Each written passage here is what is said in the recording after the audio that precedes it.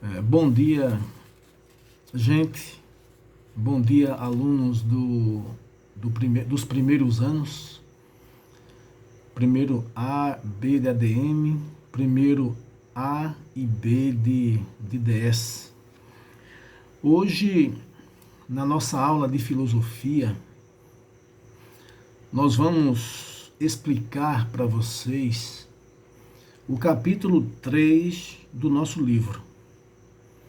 Inclusive, nós já fizemos uma atividade nesse livro, nesse capítulo.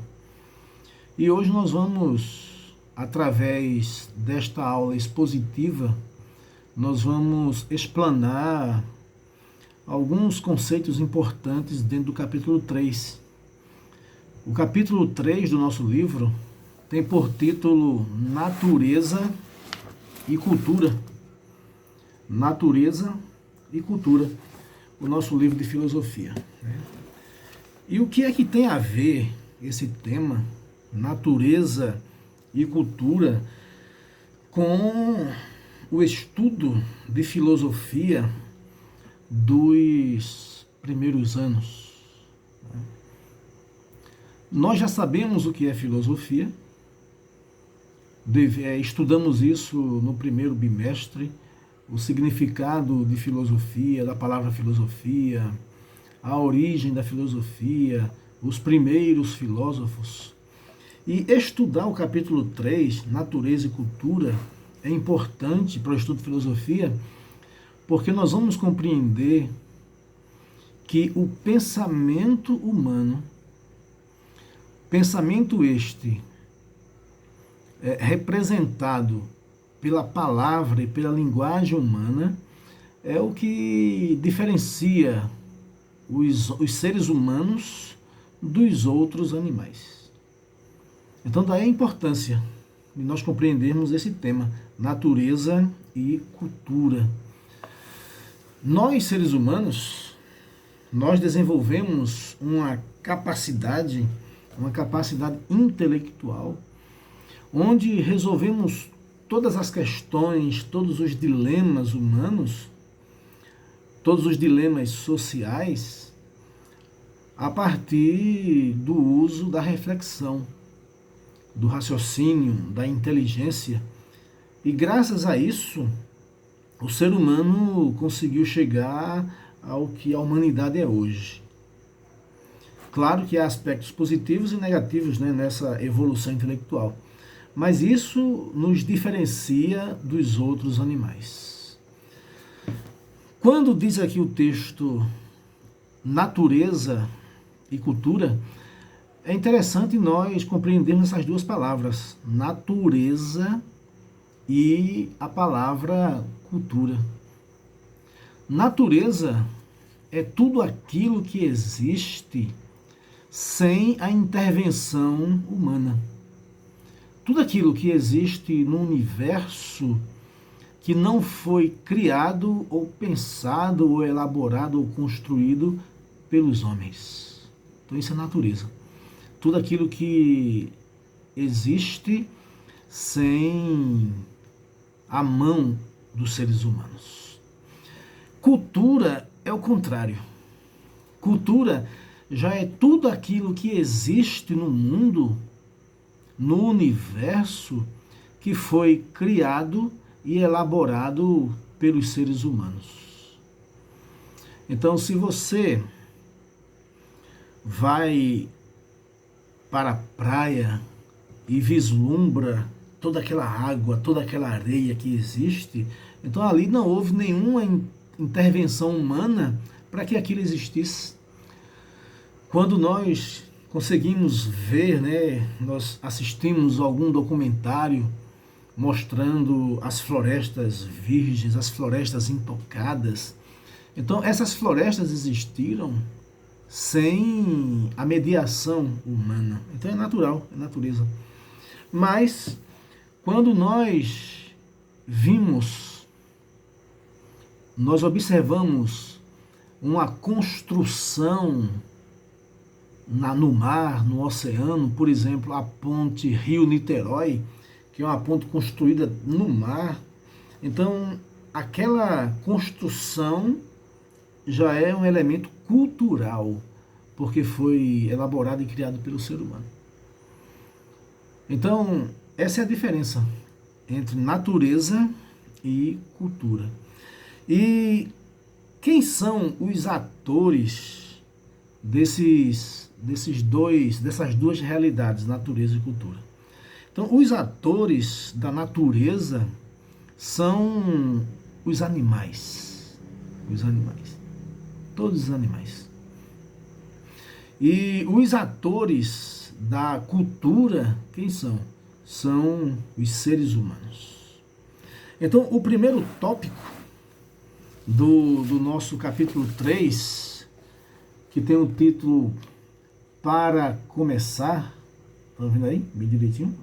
Acompanhe a explicação da aula com o livrinho aberto de vocês no capítulo 3.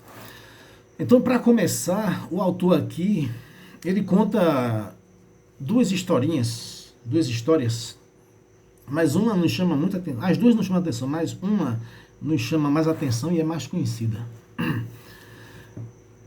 Por volta do ano de 1920, lá na Índia, foram encontradas numa mata, numa floresta, alguns caçadores estavam caçando, na floresta, e eles encontraram duas meninas. E essas meninas, elas não se locomoviam como seres humanos, como pessoas. Elas andavam como animais, quadrúpedes. E esses caçadores levaram essas duas meninas para a cidade. E alguns especialistas foram estudar a vida dessas duas meninas. E percebeu-se que essas meninas já fazia muito tempo que elas não tinham contato com a sociedade, com os seres humanos. Talvez elas foram abandonadas na floresta, ou os pais delas morreram lá e elas ficaram lá. E segundo essa história, essa criança foi criada por uma matilha de lobos. Vários lobos, segundo essa história, adotaram entre aspas, aquelas duas meninas. Por que isso? Eles dizem isso. Porque aquelas meninas, elas durante o processo em que os especialistas estavam estudando elas apresentavam características dos lobos. Elas andavam de quatro. Elas, à noite, uivavam, feitos lobos. Elas bebiam água apoiando as duas mãos e lambendo a água. Elas não riam, elas não choravam e não falavam. Então, elas não tiveram o que em sociologia, em filosofia, em história, se chama elas não tiveram um processo de socialização com os humanos. Então, elas viveram com os lobos ou com os animais na floresta e elas adquiriram os hábitos e os costumes dos animais. Então, isso nos mostra uma coisa muito importante, que nós, seres humanos, nós não nos tornamos humanos quando nascemos. Nós nos tornamos humanos a partir do momento em que começamos a conviver com o meio social humano e aprendemos desse meio social humano como ser um humano.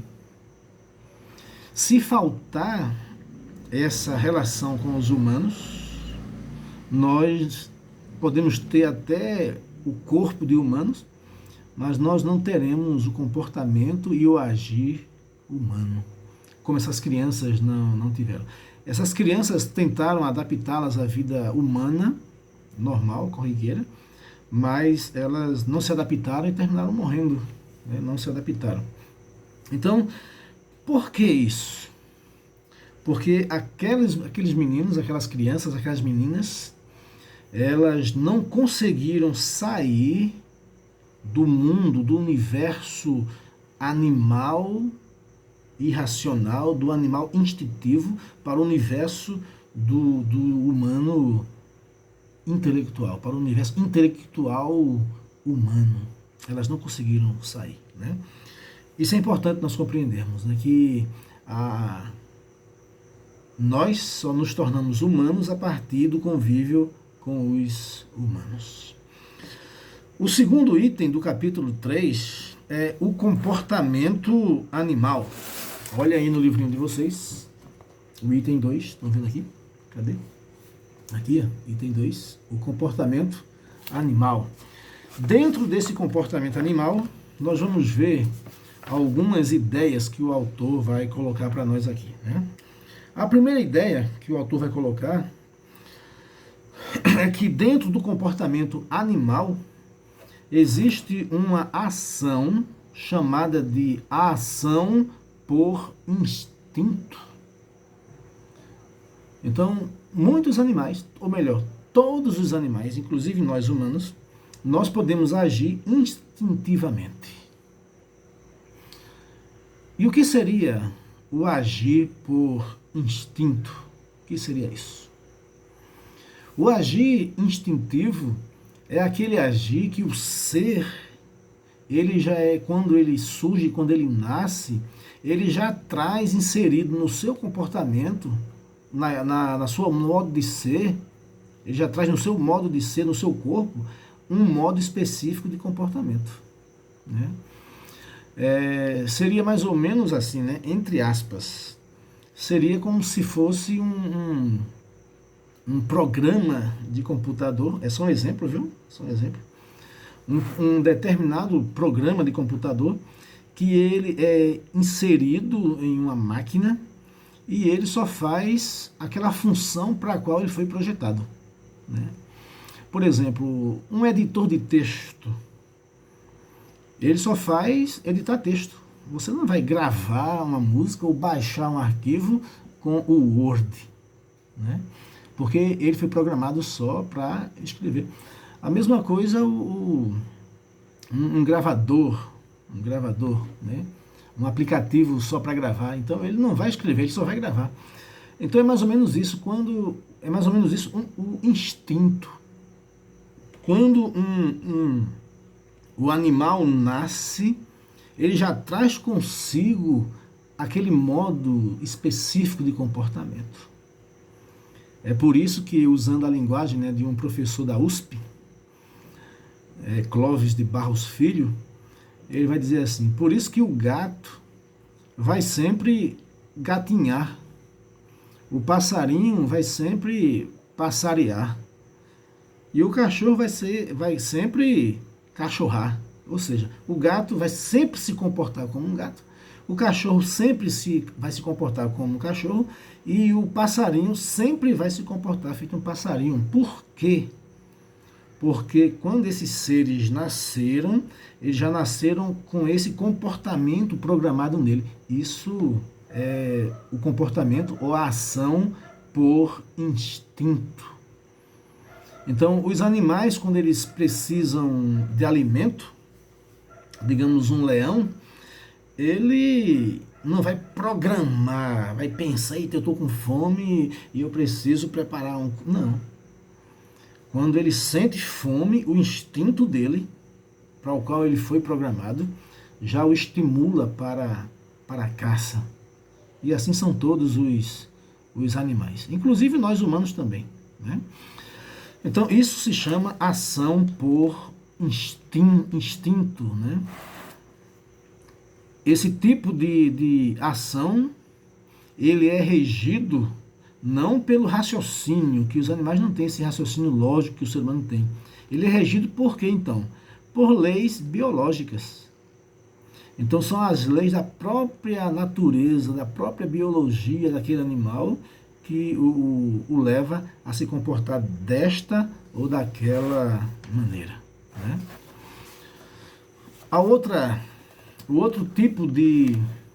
O outro aspecto do comportamento animal, o primeiro é a ação por instinto, O segundo aspecto é a inteligência animal. A inteligência animal. Nós sabemos, já foram feitos vários testes e pesquisas, que muitos animais revelam um certo grau de inteligência. Vários animais.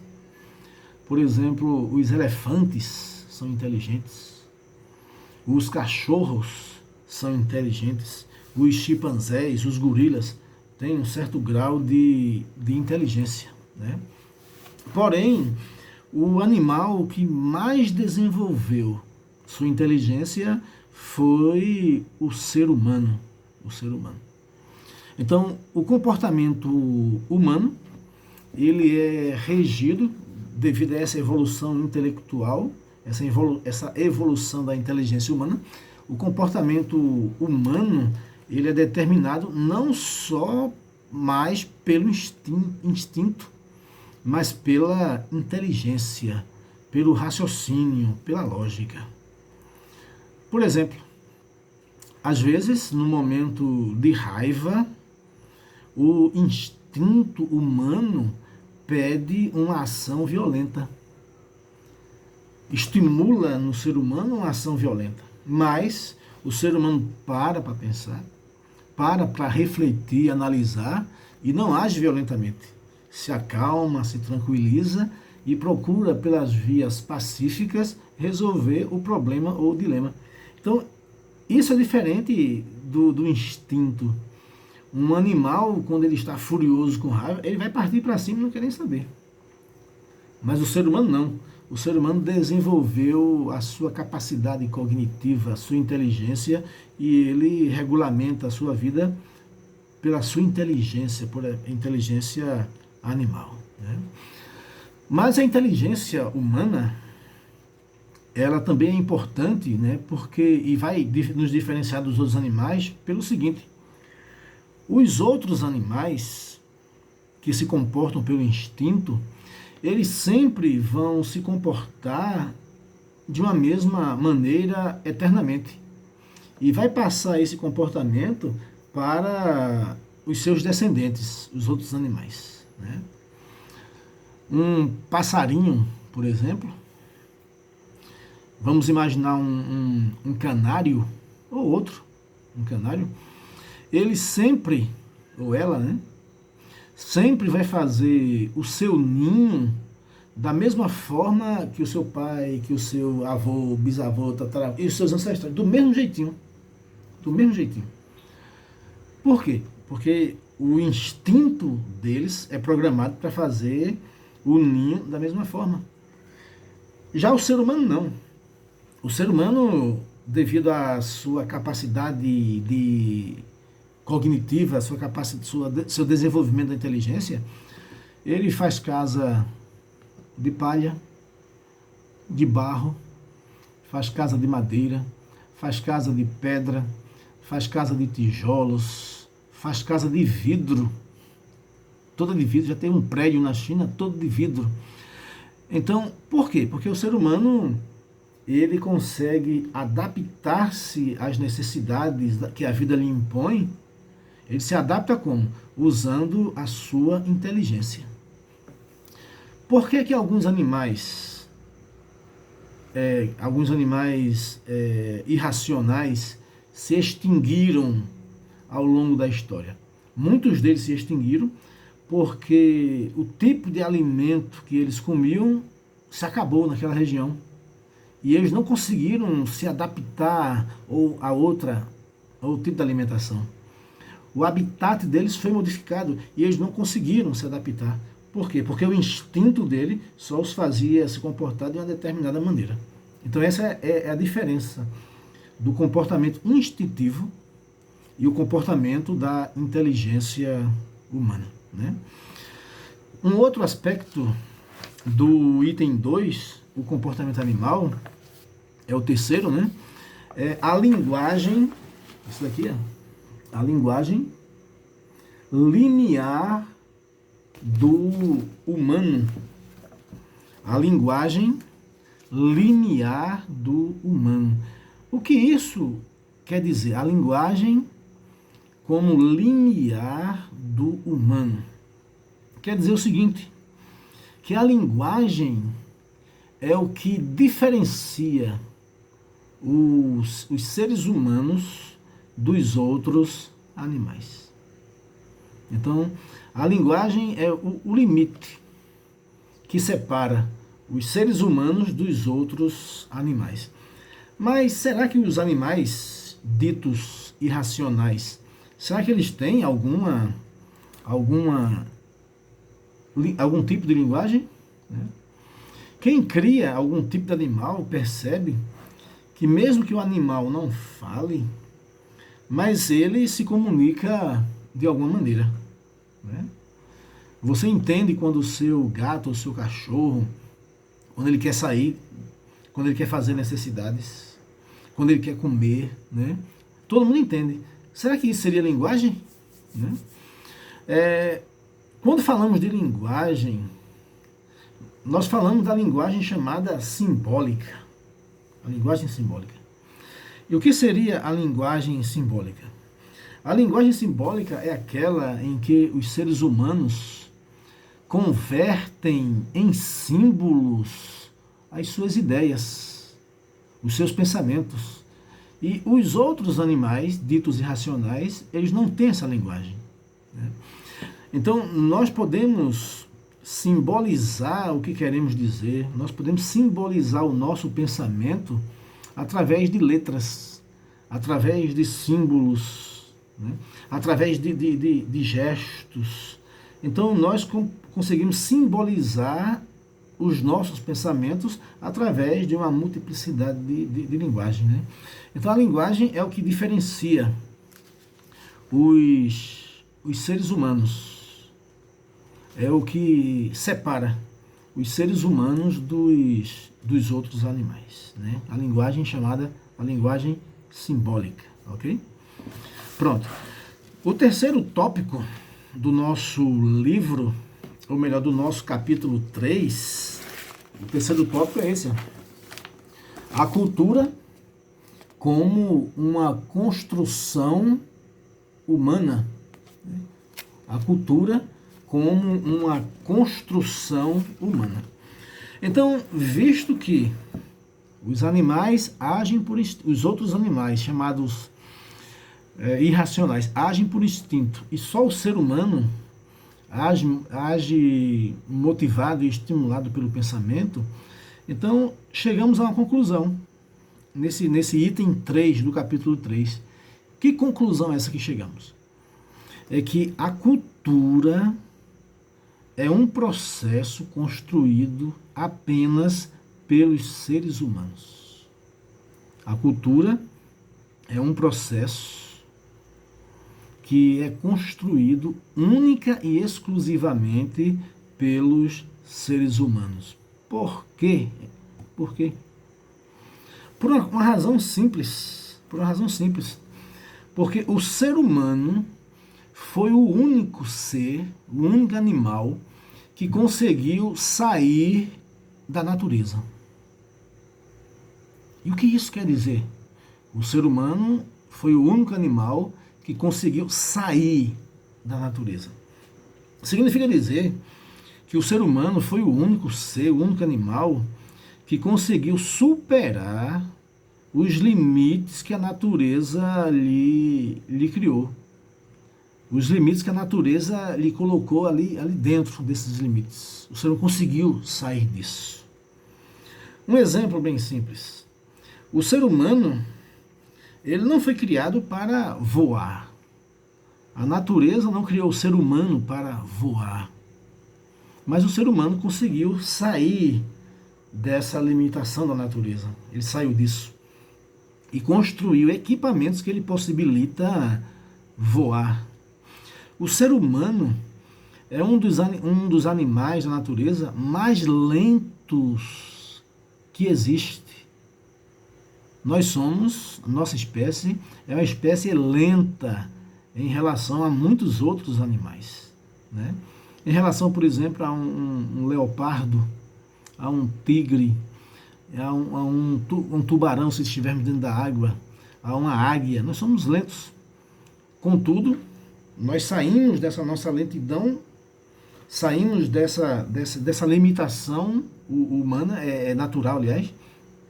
Como? Criando ferramentas e instrumentos que nos possibilita nos locomovermos, né, mais rápido do que qualquer animal sobre a Terra. Então o ser humano, ele produz cultura diferente dos outros animais. Enquanto os outros animais estão presos ao que a natureza, ao meio, ou às limitações às quais a natureza os criou, o ser humano conseguiu sair dessa limitação. O ser humano, então, é o único animal que conseguiu superar essas limitações da natureza. Pelo menos, né, algumas dessas limitações. E por quê? Por causa do desenvolvimento da sua inteligência, da sua capacidade de reflexão. Ok? Então, logo, se cultura é tudo aquilo que o homem modifica na natureza, então o único que pode modificar a natureza em benefício próprio é esse ser humano. Então o ser humano produz cultura.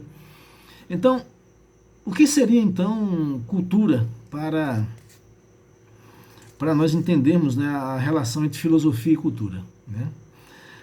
Dependendo da ciência que nós estamos estudando, cultura tem vários significados, né? Por exemplo, a geografia diz que cultura é toda a transformação efetuada pelo homem na natureza, né? A antropologia, né, cultura é tudo aquilo que o homem constrói para a sua sobrevivência, para o bem-estar da sociedade, né? Então, o homem é um produtor, é um construtor de cultura. Então, a cultura envolve construções, a cultura envolve a elaboração de leis, de normas, de poesia, de música, então, de literatura, de escritos, de conceitos políticos, de conceitos de arte, de conceitos filosóficos. Então a cultura é um bojo enorme que, em síntese, é toda a elaboração do espírito humano. Tudo aquilo que o homem elabora, tudo aquilo que o homem constrói, isso é cultura, né? Então a cultura como construção humana. Então, vimos também que no item 4, que graças a essa capacidade humana de criar cultura, ao longo da história, os seres humanos criaram vários tipos e modelos de sociedade. Vários tipos e modelos. Se nós fizermos uma varredura histórica, nós vamos ver que o homem criou lá no passado, né? Lá na pré-história ainda, criou uma sociedade onde não existiam nem ricos e nem pobres, e nem proprietários e nem desprovidos de propriedade. Era a sociedade comunal primitiva. O homem criou esse modelo porque ele é um ser cultural. Depois, quando o homem sai da pré-história, elabora um outro tipo de sociedade. Uma sociedade escravista. Os seres humanos que se apropriam das terras e dos meios de produção vão escravizar seus semelhantes para forçá-los a trabalhar para um grupinho que conseguiu colocar sob seu poder os bens, principalmente a terra, né? Depois, na Idade Média, esse mesmo homem, ele criou uma sociedade baseada no serviço de trabalhadores, de camponeses, não mais de escravos. Na idade moderna e na idade contemporânea, o ser humano construiu uma sociedade que vem até os nossos dias, que é uma sociedade capitalista, né? Então, esses modelos de sociedade só foram possíveis porque os seres humanos são seres culturais.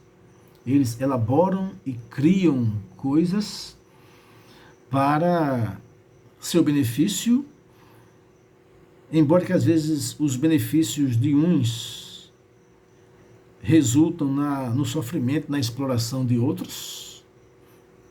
Então, o ser humano é assim. É um ser humano que cria cultura, que elabora coisas, né? E hoje nós vivemos um tipo de sociedade completamente diferente da que vivemos até hoje na história. E que tipo de sociedade é essa que vivemos hoje? Aí é o item 4 do nosso livrinho. Uma nova sociedade. E que nova sociedade é essa que nós vivemos? A nova sociedade que nós vivemos hoje se chama a sociedade da informação. A sociedade da informação. Graças aos meios tecnológicos, às inovações tecnológicas surgidas no século XX e agora no século XXI, a sociedade que nós construímos é a sociedade que constrói informações, repassa informações, para quê? Porque por meio das informações, é possível tanto informar, como o próprio nome já diz, como também serve para alienar as pessoas. Veja até onde vai a cultura. Então nós vivemos uma sociedade da informação. E as pessoas que dominarem os meios tecnológicos, as inovações tecnológicas, elas terão acesso a essas informações, e com essas informações você pode ascender socialmente, ou se você não souber interpretar essas informações, você pode se transformar numa pessoa alienada. E a pergunta agora é: o que é que tudo isso tem a ver com filosofia? O que é que natureza e cultura, o que é que o comportamento animal, a ação por instinto, a inteligência animal, a linguagem como limiar do humano, a cultura como construção humana, uma nova sociedade, o que é que isso tudo tem a ver com filosofia? Tem a ver pelo seguinte: a filosofia nos ajuda ela cria em nós, quando nós estudamos, uma coisa interessante chamada de senso crítico.